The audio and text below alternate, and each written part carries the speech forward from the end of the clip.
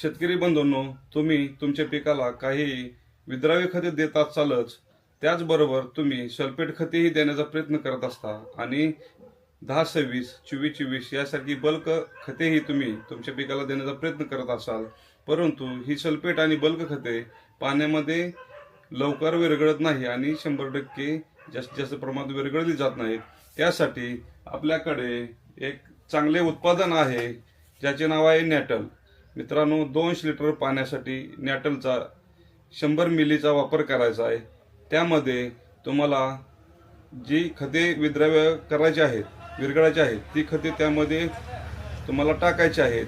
हे खताबरोबर नॅटल दिल्यामुळे तुमची खते साधारण जास्तीत जास्त प्रमाणात विरघळली जाणार आणि ती खते तुमच्या ड्रीपमध्ये, इनलाईन असू द्या किंवा ड्रिपर असू द्या, यामध्ये ती अडकणार नाही.